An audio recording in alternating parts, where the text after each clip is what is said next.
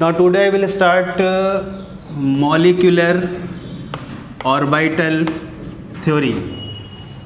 तो चूँकि कुछ बच्चों का छूट गया था, तो जहाँ से मैंने स्टार्ट से किया था वहीं से आज फिर से होगा और अप्रॉक्सीमेट 5 to 10 मिनट का लेक्चर होगा जो ओवरलैप होगा कल और आज से, ठीक है। और उसके बाद नया इन बच्चों को भी मिलेगा और आपको भी। तो शुरू करते हैं। MOT molecular orbital theory. First part, what is the need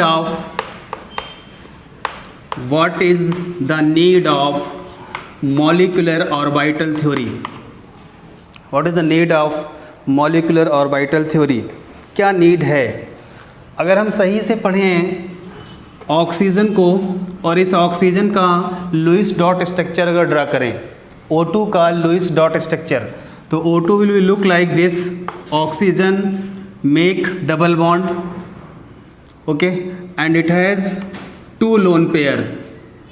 oxygen के पास डबल बॉन्ड है और ये 2 लोन पेयर रखता है oxygen, look like this, okay. और हम सभी लोगों को ये बात पता है कि अगर पैरामैग्नेटिक स्पीसीज़ होगी, पैरामैग्नेटिक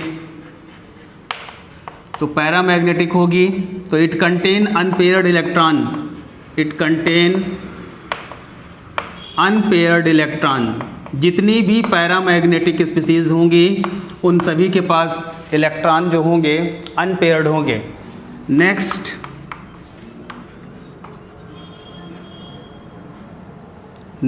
डायामैग्नेटिक स्पीसीज़ जो होंगी कंटेन पेयर्ड इलेक्ट्रॉन। जहाँ पे इलेक्ट्रॉन पेयर्ड हों, कंटेन पेयर्ड इलेक्ट्रॉन, जहाँ पे इलेक्ट्रॉन पेयर्ड हों उन्हें हम बोलते हैं डायामैग्नेटिक, और जहाँ पे इलेक्ट्रॉन जो हैं अनपेयर्ड हों उन्हें बोलते हैं पैरामैग्नेटिक।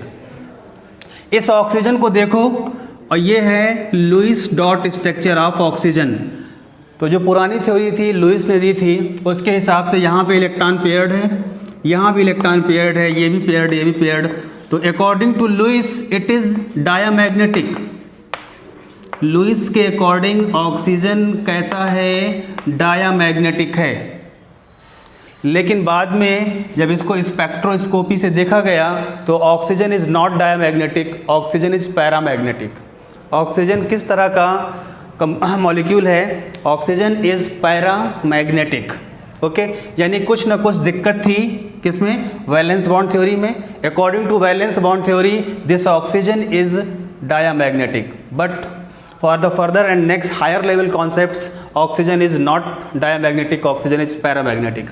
तो यहाँ से क्या देखने को मिला है?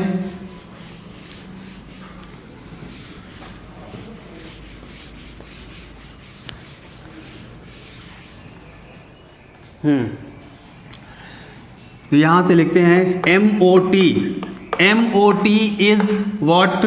कुछ और नहीं है। MOT is extension of valence bond theory. तो आप बच्चों ने पूछा कि सर MOT क्या है? तो MOT is nothing but it simplified as extension of valence bond theory. तो अब जिन बच्चों को नहीं पता है कि VBT क्या होती है तो वो सुन लें। Valence bond theory according to VBT concept, VBT का कॉन्सेप्ट क्या है? ये बोलता है कि एक atomic orbital, this is the atomic orbital, ये हमारा एक एटॉमिक ऑर्बिटल जब दूसरे एटॉमिक ऑर्बिटल से कंबाइंड होता है, atomic orbital when combined with another atomic orbital then it form molecular orbital. तो ये बनाता है बेटा मॉलिक्यूलर ऑर्बिटल। ये मेन कॉन्सेप्ट था। वैलेंस बॉन्ड थ्योरी आपको कोई कितनी बड़ी भी पढ़ा दे लेकिन इससे आगे कुछ नहीं मिलेगा आपको। The main theme of VBT जिस कॉन्सेप्ट पे काम करता है वो क्या है? Atomic orbital is merge with another atomic orbital then it form what? Molecular orbital. इस एटॉमिक ऑर्बिटल में भी 2 इलेक्ट्रॉन रहेंगे अपोजिट स्पिन के साथ, इसमें भी 2 इलेक्ट्रॉन रह सकते हैं मैक्सिमम, ठीक है। और ये मॉलिक्यूलर ऑर्बिटल है, इन 2 और 2 को जोड़ के 4 मत कर देना, यहाँ पे 4 नहीं रहेंगे। Molecular orbital always it contain how many electrons?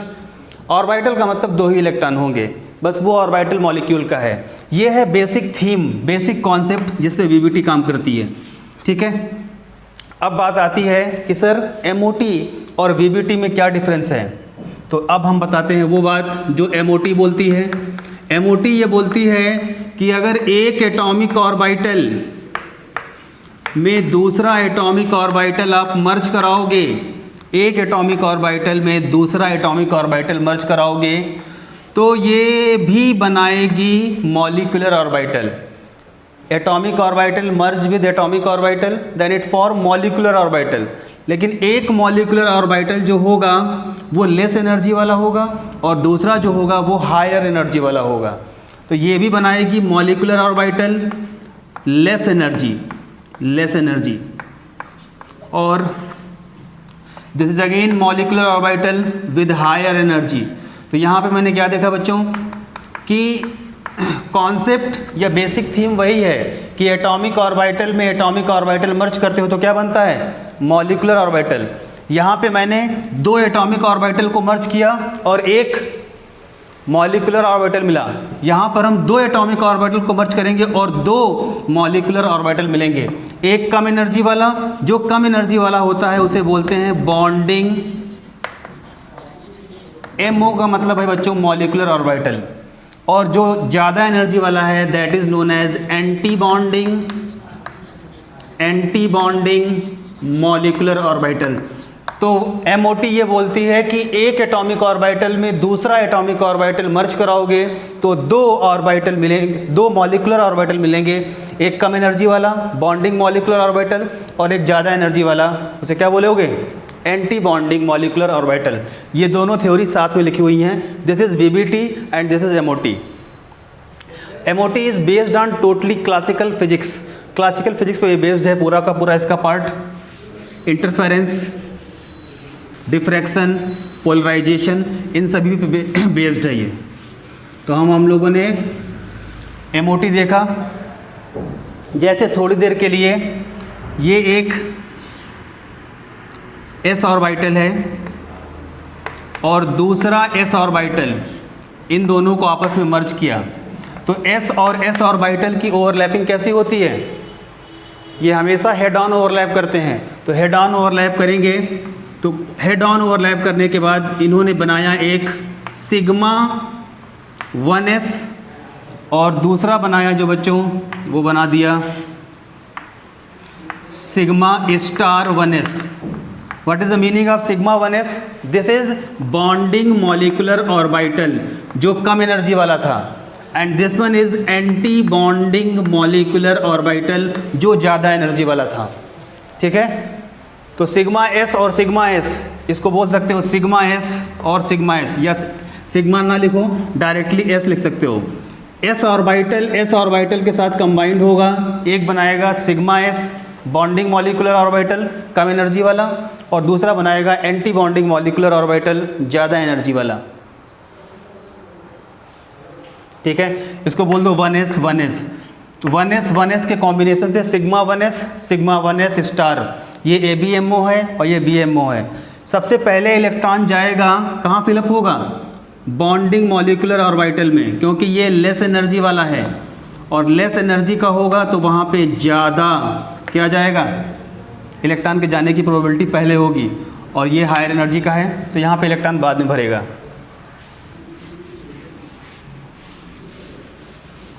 यहाँ पे इलेक्ट्रॉन बाद में भरेगा।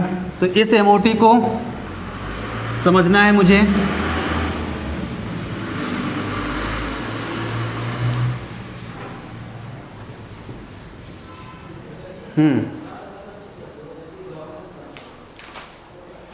तो देखें, नॉर्मली जो कॉन्सेप्ट होता है, energy of anti bonding molecular orbital is greater than energy of bonding molecular orbital. ABMO बड़ा होता है एज कंपेयर टू BMO। बात समझ में आ रही है कि नहीं आ रही है? ठीक, नेक्स्ट चीज़ है बॉन्ड ऑर्डर। हाँ बच्चों, अब नया आ गया, सुने आप सभी लोग। बॉन्ड ऑर्डर, इसको आप ऐसे भी लिख सकते हो, sigma star 1s has more energy than sigma 1s।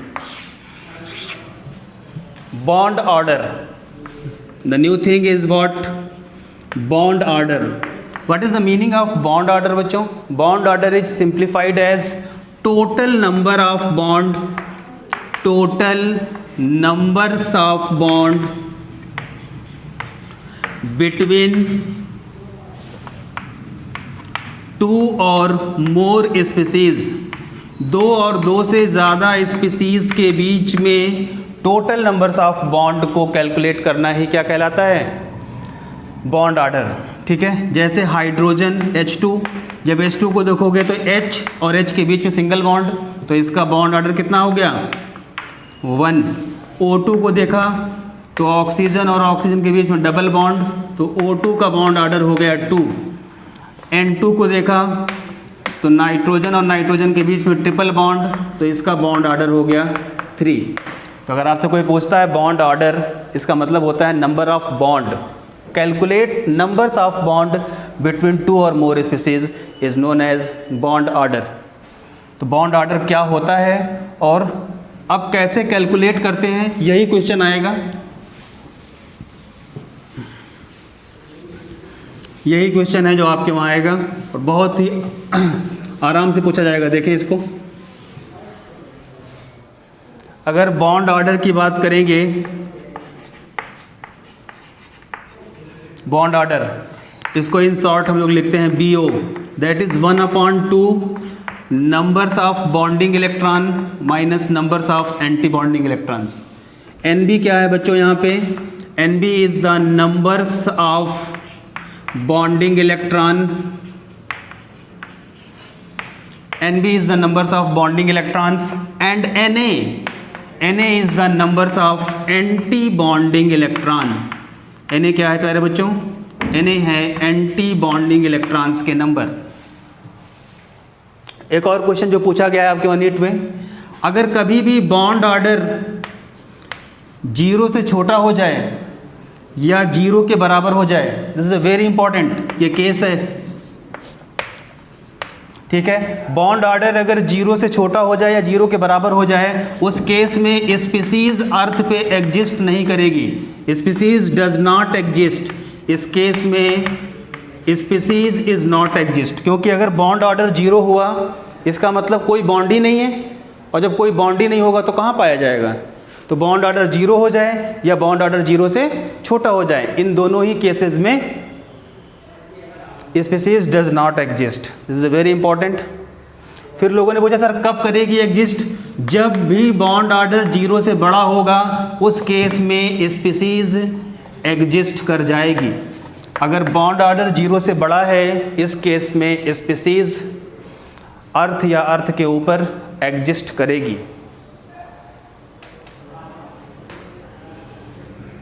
बात समझ में आ रही है बच्चों की, नहीं आ रही है? आ रही है। बॉन्ड ऑर्डर 0 से छोटा हो जाए या 0 के बराबर हो जाए, स्पीसीज एग्जिस्ट नहीं करेगी। कब करेगी, किस शर्त में करेगी? जब 0 से बड़ा हो।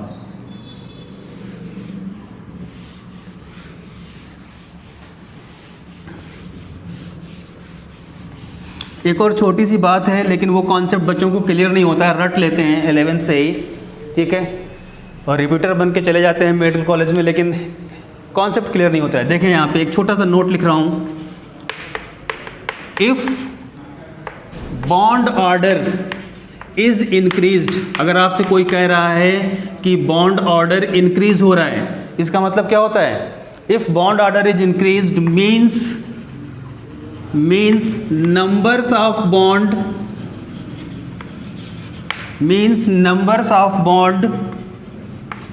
इंक्रीज्ड, और अगर नंबर्स ऑफ बॉन्ड इंक्रीज्ड होंगे, नंबर्स ऑफ बॉन्ड क्या होंगे?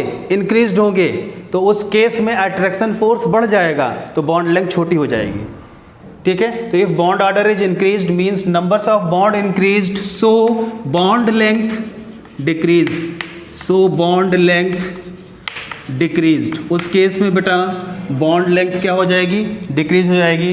तो यहाँ से हमने देखा bond order is equals to 1/2 numbers of bonding electron minus numbers of anti bonding electron.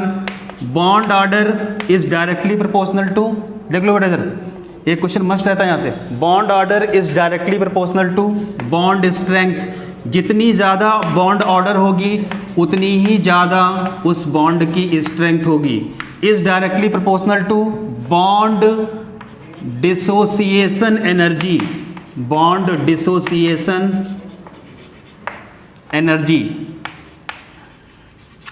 इसी को बोलते हैं BDE, BDE। और जितना ज़्यादा बॉन्ड ऑर्डर होगा बॉन्ड लेंथ उतनी क्या होगी, कम होगी। तो ये आपके पास ऑर्डर होना चाहिए। कई बार पूछता है O2 O2 + 2 बॉन्ड ऑर्डर का अरेंजमेंट क्या होगा। उन्हीं के लिए बॉन्ड डिसोसिएशन एनर्जी का ऑर्डर क्या होगा, उसी के लिए पूछ लिया बॉन्ड लेंथ का ऑर्डर क्या होगा। तो ये वाला इसके रिवर्स हो जाएगा, ठीक है, गलत मत करके आना।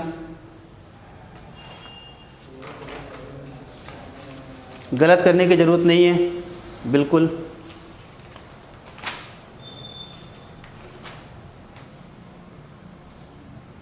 ठीक है, तो अब बात आती है कि सर वो कौन सा फार्मूला है जिसकी हेल्प से हम लोग यूज करेंगे नंबर ऑफ बॉन्डिंग इलेक्ट्रॉन और नंबर्स ऑफ एंटी बॉन्डिंग। अगर आपको किसी तरह से ये पता हो जाए कि बॉन्डिंग इलेक्ट्रॉन्स के नंबर कितने हैं और एंटी बॉन्डिंग इलेक्ट्रॉन्स के नंबर कितने हैं, how to calculate the numbers of bonding electron and number of anti bonding electron, so just you calculate what bond order. ठीक है, और बॉन्ड ऑर्डर जैसे मिलेगा आपको इन सभी लोगों का ऑर्डर मिल जाएगा। ठीक है, पूछा जाता है क्वेश्चन, बहुत इंपॉर्टेंट है। O2 के लिए N2 के लिए बच्चे रट के चले जाते हैं।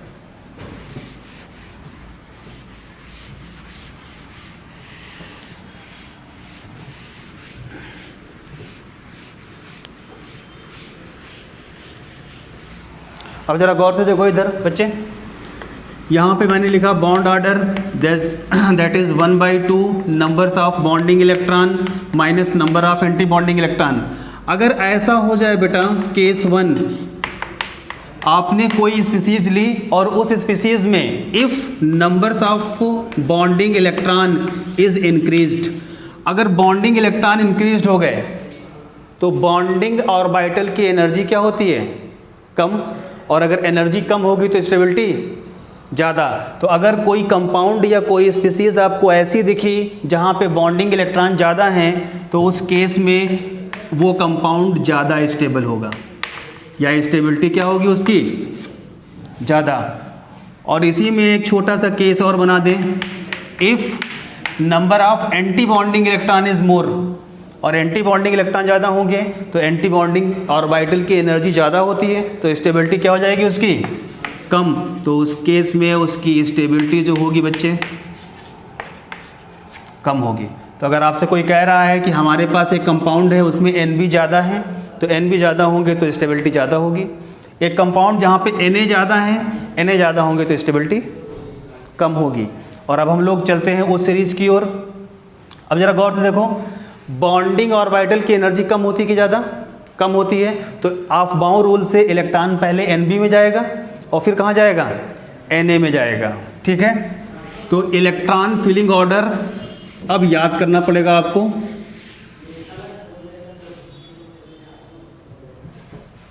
अब याद करना पड़ेगा electron filling order, electron filling order up to 14 electron. दो ऑर्डर हैं, एक 14 इलेक्ट्रॉन तक हैं या उससे लेस तक हैं और एक मोर देन 14 इलेक्ट्रॉन तक हैं। और अभी तक की हिस्ट्री का ये वो रहा है कि 20 एटॉमिक नंबर से ऊपर का बॉन्ड ऑर्डर कभी पूछा नहीं गया है आपके वहाँ। ठीक है, तो 20 के ऊपर आपको कवर नहीं करना है, हाँ 17, 18, 19 तक कवर करना है। ठीक है, 20 के ऊपर कवर नहीं करना है। तो पहला केस बनता है, that is a bigger case, electron filling order up to 14 electron. और ये इलेक्ट्रॉन फिलिंग करने की जो डिपार्टमेंट है केमिस्ट्री की, दैट इज़ स्पेक्ट्रोस्कोपी, उसको बोलते हैं हम लोग स्पेक्ट्रोस्कोपी।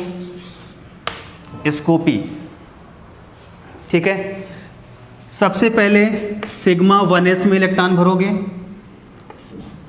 उसके बाद सिग्मा 1s स्टार में इलेक्ट्रॉन भरोगे, फिर सिग्मा 2s में इलेक्ट्रॉन भरोगे, फिर सिग्मा स्टार 2s में इलेक्ट्रॉन भरोगे।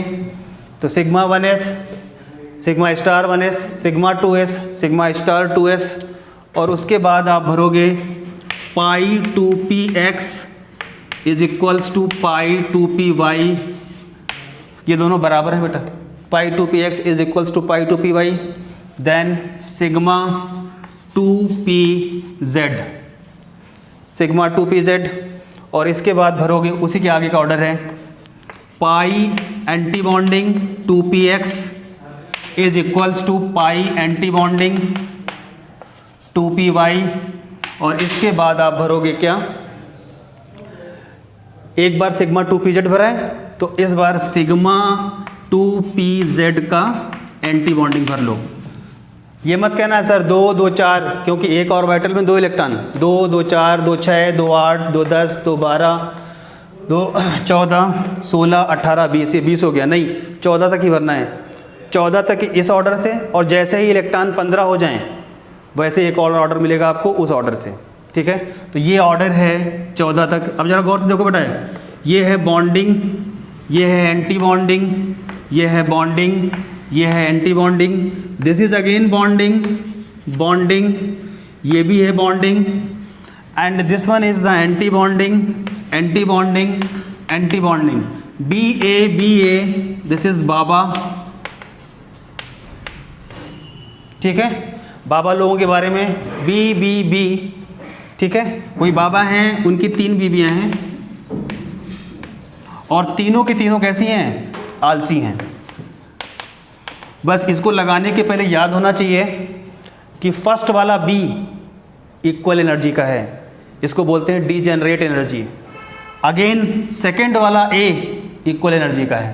तो बाबा की 3 बीबियाँ, तीनों आलसी, ऐसे याद कर लो, या इसको ऐसे याद कर लो, bonding anti bonding, bonding anti bonding, फिर पाई का बॉन्डिंग, इसको बोलते हैं बेटा degenerate orbital. This is known as degenerate orbital.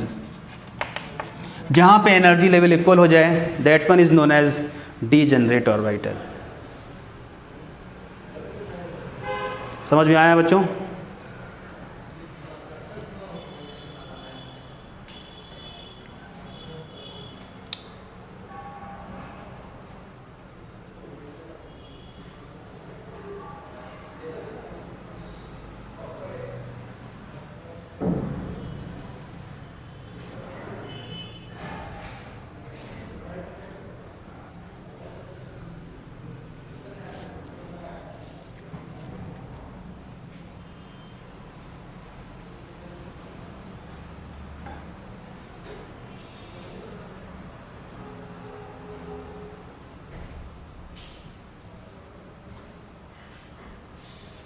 Okay,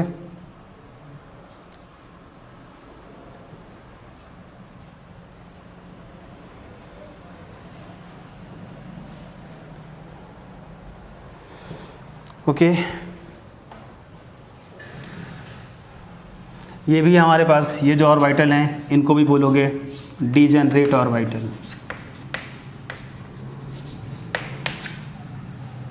sigma 1s, sigma 1s star, sigma 2s, sigma 2s star, pi 2px, pi 2py बराबर sigma 2pz।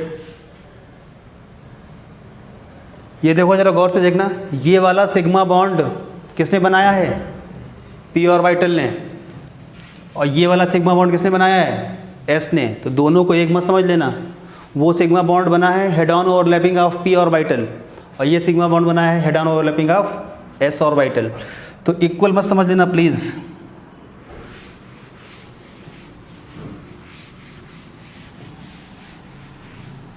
अब हम लोग जो है क्या करेंगे, कुछ लोगों के निकालेंगे जैसे ऑर्डर। जैसे हाइड्रोजन की बात करते हैं, एक हाइड्रोजन के पास एक इलेक्ट्रॉन, तो 2 के पास 2 इलेक्ट्रॉन, तो दोनों इलेक्ट्रॉन आकर के यहाँ बैठ गए। तो इसका बॉन्ड ऑर्डर कैसे निकालते हो? 1/2 number of bonding electron minus number of anti bonding. 2 electron थे, यहीं पे आके बैठ गए। 1/2 बॉन्डिंग है 2 माइनस 0, तो बॉन्ड ऑर्डर कितना आ गया? 1। हाइड्रोजन का बॉन्ड ऑर्डर जानते हैं आप क्या होता है? H और H के बीच में कैसा बॉन्ड होता है? सिंगल, यानी कि बॉन्ड ऑर्डर 1 हो गया। ठीक है बालकों, नेक्स्ट है हाइड्रोजन हो गया, हाइड्रोजन होने के बाद अब मैंने हीलियम लिया, एक He2, एक हीलियम के पास 2 इलेक्ट्रॉन, तो 2 के पास 4, तो पहले 2 तो यहाँ भर गए और फिर दूसरे वाले 2 यहाँ भरे, तो यहाँ पर 1/2 बॉन्डिंग इलेक्ट्रॉन भी 2, एंटी बॉन्डिंग भी 2, तो कितना आ गया 0 आ गया। और हीलियम का जो मॉलिक्यूल है उसका बॉन्ड ऑर्डर 0, बॉन्ड ऑर्डर 0 आने का मतलब वो स्पीसीज एग्जिस्ट नहीं करती। तो 12th की बुक में जाके देखेंगे, एनसीईआरटी में मिलेगा आपको, helium He2 is not exist because of bond order is 0। वो पकड़ने वाला कोई है ही नहीं, कहाँ से वो रहेगा, बिल्कुल अनस्टेबल हो जाएगा। तो He2 का बॉन्ड ऑर्डर जो हो जाएगा बच्चे वो क्या हो जाएगा 0। नेक्स्ट Li+2,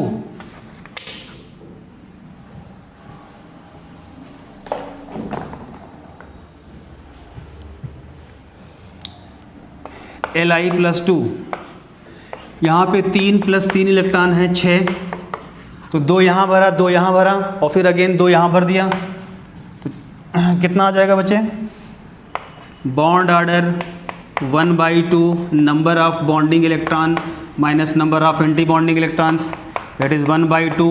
Nb कितना है यहाँ पे 4 - 2, तो 2/2 दैट इज़ 1। तो Li2 में जो बॉन्डिंग होगी वो कुछ इस तरह की होगी, this is the bonding of Li। Li की बॉन्डिंग कुछ ऐसे होगी, सिंगल बॉन्ड होगा, ठीक है। अच्छा ये देखो जरा गौर से, Li2 का डाइपोल मोमेंट कितना होगा mu = √n × n+2। n is what, number of unpaired electron, और अनपेयर्ड इलेक्ट्रॉन Li2 के पास कितने हैं, है ही नहीं 0, और अगर ये 0 होगा तो ये भी क्या होगा 0, तो Li2 का डाइपोल मोमेंट भी क्या है 0। Li2 का जो डाइपोल मोमेंट होगा वो भी हमारा होगा 0, जो आपके सिलेबस में है वो मैं करवा दे रहा हूँ। देन Be+2 Be2 कितने इलेक्ट्रॉन होगा इसके पास 8 हो गए। अब 8 इलेक्ट्रॉन को भर दो, कैसे भरोगे, 2 यहाँ 2 यहाँ 4, 2 यहाँ 6 और 2 यहाँ 8, तो इसका बॉन्ड ऑर्डर क्या आने वाला है, क्या आएगा भाई 4 - 4 0, तो ये 1/2 number of bonding electron minus number of anti bonding electron, this is the bond order. और आपने देख ही लिया ये वाले भी 4 हैं और ये वाले भी 4 हैं, तो ओवरऑल क्या हो गया 0। तो जिस तरह से He2 एग्जिस्ट नहीं करता है अर्थ पे, वैसे ही Be2 भी क्या करेगा अर्थ पे एग्जिस्ट नहीं करेगा, ठीक है। बोरान का निकाल के बताओ बेटा कितना आ रहा है B2 बोरान। अब ये 4 की जगह पे ये लोग हो जाएंगे 5 5 5 + 5 ये हो जाएगा 10, तो 2 यहाँ 2 यहाँ 2 यहाँ 2 यहाँ, इधर देखना बेटा, इसको देख लो प्लीज़, देख लो इसको, 2 2 4 2 6 2 8। अब एक यहाँ जाएगा 9 और एक यहाँ जाएगा 10, दोनों सेम एनर्जी के हैं, ठीक है। तो अब 2 इलेक्ट्रॉन हो गए कैसे अनपेयर्ड। तो ये स्पीसीज B2 पैरामैग्नेटिक है कि डायमैग्नेटिक, पैरामैग्नेटिक, ठीक है। तो ज़रा गौर से देखो और देख करके बताओ बच्चे कि यहाँ पे आप बॉन्डिंग इलेक्ट्रॉन कितने लिखाओगे, 2 2 4 और वही बॉन्डिंग है 6, तो 6 हो जाएंगे आपके बॉन्डिंग। टोटल थे हमारे पास 10 10 - 6 4, तो कितना आ गया 1, और साथ में म्यू की वैल्यू जो होगी √n × n+2, तो दैट इज़ n कितना है यहाँ पे 2 इलेक्ट्रॉन अनपेयर्ड हैं, तो 2 × 2 + 2 ये हो जाएगी √8 या 2√2, ठीक है। अच्छा बच्चे इसका देखो C2, इसका बॉन्ड ऑर्डर कितना आएगा C2 2 2 4 2 6 2 8 2 10 2 12, C2 का बॉन्ड ऑर्डर जो आएगा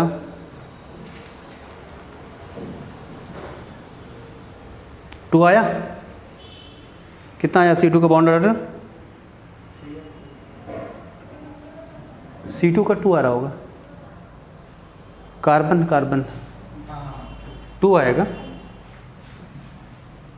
ठीक है, अब यहाँ पे ना हम एक छोटा सा वो करते हैं। तो ये हम लोगों ने पढ़ लिया कितने इलेक्ट्रॉन तक का, 14 इलेक्ट्रॉन का। ठीक है, एक छोटा सा है, उसको ख़त्म करने के बाद ये ख़त्म ही हो जाएगा।